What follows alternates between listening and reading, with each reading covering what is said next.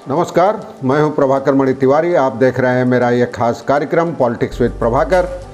आज चर्चा एक ट्वीट की और ट्वीट से पश्चिम बंगाल के राजनीतिक हलकों में तेज हुए अटकलों के बाजार की, अफवाहों के बाजार की। जी हाँ, आप जान रहे हैं पश्चिम बंगाल में बीजेपी अध्यक्ष दिलीप घोष ने 2 दिन पहले दिल्ली का दौरा किया था। वीकेंड के दौरान वहाँ जेपी नड्डा बीजेपी अध्यक्ष से मुलाकात की थी और उसके बाद से ही संगठन में बड़े पैमाने पर फेरबदल के कयास लगाए जा रहे थे और दिलीप घोष को भी बदलने की चर्चा जोर पकड़ रही थी। अब दिलीप घोष ने दुर्गापुर से लौटते हुए एक ट्वीट कर और उसके बाद राजनीतिक अटकलों को उन्होंने तेज कर दिया है उनके इस ट्वीट ने, और उसके बाद वो हिमालय की यात्रा पर निकल गए हैं।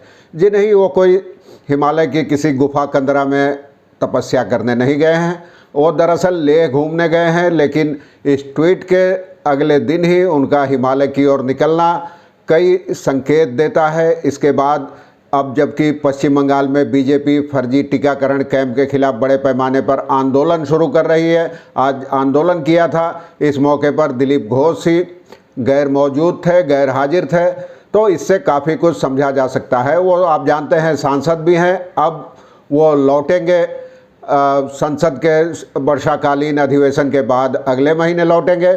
और आप स्क्रीन पर देख पा रहे हैं उनके इस ट्वीट को, जिसमें उन्होंने लिखा है कि कभी कभी सूर्यास्त को देखकर भी आनंद लिया जा सकता है, क्योंकि सूर्यास्त के बाद ही एक नई सुबह होती है। तो इसके राजनीतिक हलकों में इसके कई तरह के मतलब निकाले जा रहे हैं, कयास लगाए जा रहे हैं कि क्या अब दिलीप घोष का सूरज अंत होने वाला है पश्चिम बंगाल बीजेपी में। ऐसे कई तमाम सवाल हैं, आज चर्चा करूंगा इन्हीं की।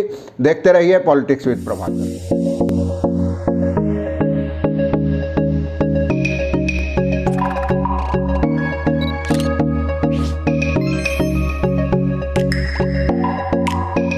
हाँ, तो मैं जैसा बता रहा था, दिल्ली से लौटने के बाद दिलीप घोष दुर्गापुर और आसनसोल के दौरे पर गए थे। उसके बाद मंगलवार की शाम को वहाँ से लौटते हुए उन्होंने अपने ऑफिशियल ट्विटर हैंडल से एक ट्वीट किया, जिसमें डूबते हुए सूरज की तस्वीरें थी और तस्वीरों से ज़्यादा अहम उसका कैप्शन था। उसमें उन्होंने लिखा था, अंग्रेजी में जो कैप्शन था मैं आपको सुना रहा हूँ। Sometimes it is important to cherish the sunset because it is only when the sun sets that we see a new dawn। यानी कई बार सूर्यास्त का आनंद लेना चाहिए, क्योंकि सूरज डूबने के बाद ही एक नई सुबह होती है, एक नई भोर होती है।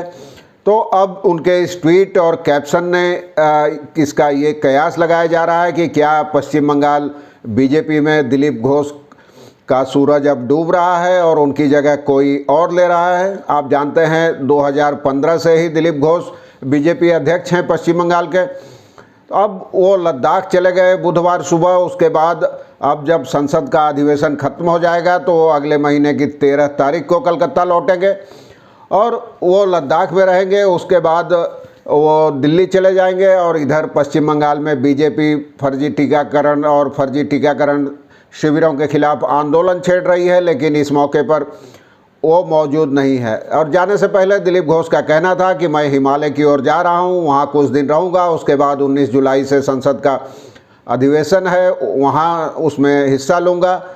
तो एक दिन बाद ही ये ट्वीट आया है। सोमवार को उन्होंने मुलाकात की थी दिल्ली में जेपी नड्डा से और संगठन में फेरबदल की चर्चा की थी बड़े पैमाने पे। उसके बाद ही कहीं ना कहीं ये जिक्र भी, ये कयास भी लगने लगे कि हो सकता है दिलीप घोष को भी बदल दिया जाए, उनकी जगह किसी और को बंगाल बीजेपी की कमान सौंप दी जाए। और आप जानते हैं बीते दिनों पूर्व विधायक सब्यसाची दत्त, बिष्णुपुर के सांसद सौमित्र खान और बंगाल के पूर्व सिंचाई मंत्री राजीव बनर्जी समेत कई नेता सार्वजनिक रूप से दिलीप घोष पर उंगलियां उठाते रहे हैं, पार्टी के कामकाज पर उंगलियां उठाते रहे हैं। ये तमाम बातें हो रही हैं, नाराज़गी जताते रहे हैं सार्वजनिक रूप से। और बाबुल सुप्रियो पूर्व केंद्रीय मंत्री भी नाराज़गी जता चुके हैं, जिस तरह से उनको इस्तीफ़ा देना पड़ा था। लेकिन दिलीप घोष चाह कर भी इन मामलों में इन नेताओं के खिलाफ कोई कार्रवाई नहीं कर पाए। केंद्रीय नेताओं ने इसकी हरी झंडी नहीं दी और 1 महीने पहले जब उन्होंने 2 नेताओं के खिलाफ शो कॉज नोटिस जारी किया था तो केंद्र के एक नेता ने उनको मना कर दिया। कहा इस मौके पर जब उथल पुथल का दौर है तो ऐसे में उनकी गतिविधियों से पार्टी में असंतोष, बगावत और बढ़ेगी। तो ये सब चीज़ें हो रही है और इनमें तमाम घोष पर भी उंगलियां उठ रही है, शुभेंदु अधिकारी पर भी उंगलियां उठी, और दूसरी ओर केंद्रीय नेता अब दिलीप घोष की जगह खासकर विधानसभा चुनाव के बाद वो शुभेंदु अधिकारी को ज़्यादा तरजीह दे रहे हैं। दिलीप घोष शनिवार को ही दिल्ली के बुलावे पर गए थे, लेकिन जेपी नड्डा उनके लिए रविवार को भी वक्त नहीं निकाल सके, जबकि पहले रविवार को मुलाकात होनी थी। आखिर सोमवार को मुलाकात हुई और लंबी चर्चा हुई। दूसरी ओर शुभेंदु अधिकारी जब दिल्ली जाते हैं तो एक ही दिन गृह मंत्री अमित शाह से लेकर और तमाम नेताओं से मुलाकात हो जाती है उनकी। तो इससे लगता है कि धीरे धीरे पश्चिम बंगाल बीजेपी में दिलीप घोष का कद घटाया जा रहा है, उनके पर कतरे जा रहे हैं। उसके बाद अब उनका ये ट्वीट खास महत्व रखता है कि आखिर उन्होंने ये ट्वीट क्यों नहीं किया। उनकी ये औकात भी नहीं है कि कम से कम बागी नेताओं को कारण बताओ नोटिस जारी कर सकें, ये अधिकार भी नहीं है उनको।